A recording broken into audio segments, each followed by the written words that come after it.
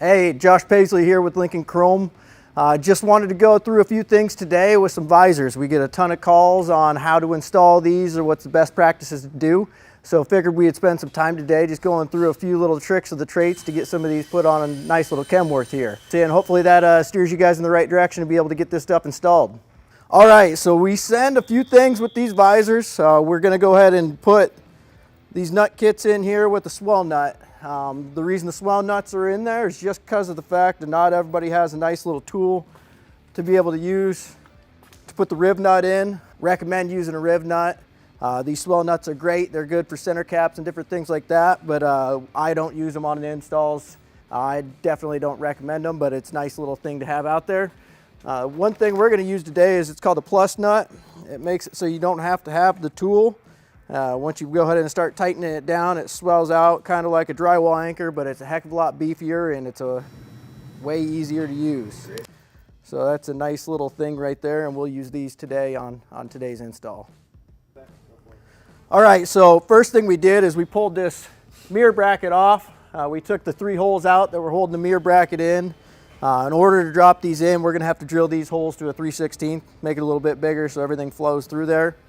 The next thing we really want to make sure is we're not drilling too many holes in the side of the truck. So after we got this pulled off, we take the visor, we piece the visor completely together. It's 2 separate pieces, but you want to assemble it together on the center point and make it one piece. Then at that point, you need somebody else to help you hold it up, because otherwise you're going to scuff the side of the truck, scratch your paint or so on like that. You can lay some painter's tape and everything else, but if you slip or slide, it's going right through that painter's tape and scratching the truck. So you don't necessarily want to do it. 2 people's nice to have. A third's also great. So I recommend using another person just in case. But we'll hold it up, make sure everything lines up, and then at that point we'll start dropping these in there and get everything squared away and put on. All right, so one thing on these Kenworths, we get a lot of questions of why there's big holes like this on here. The reason being is there's a rivet on the center cap typically on some of the older models, and we wanted to make sure this lined up with the rivet.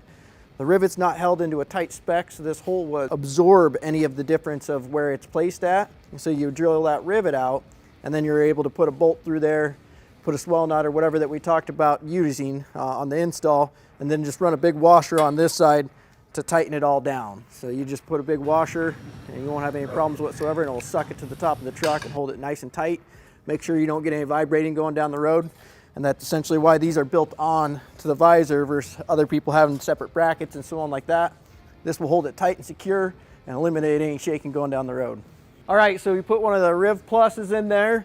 We're going to use this bracket, and as referenced earlier, you want to make sure you got this washer on there. If you don't use the washer, it's going to seize up and you're going to have problems getting it off. The other thing is don't just sit there and crank on it. You'll feel when it sucks into the truck and everything else. If you sit there and push too hard on it, you're going to strip it out, and then you're going to have to drill the thing out and start over.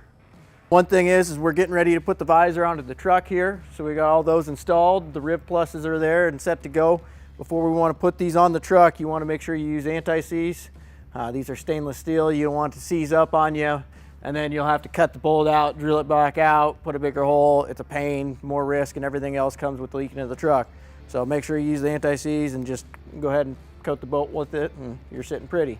All right, so we got it on the truck. We don't have everything tightened down 100% yet, but we want to make sure everything's looking pretty. It came in, so we'll go back to where we started with. We made sure to hold it up first before we drilled any holes out.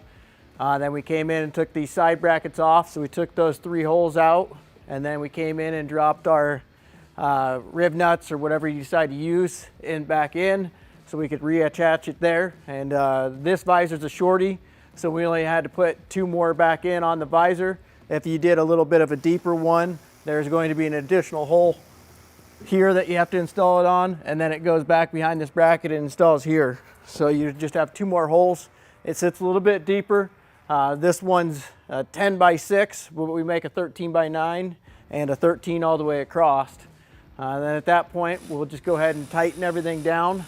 We referenced making sure to utilize the anti-seize on the bolts, because otherwise once you start tightening it down, if you get it kind of stuck or whatever and you try to back it off, it's seized in there. So make sure you utilize that. And overall, we'll come in, clean it up, make sure it looks pretty, and then we'll close it all out and get it out of here.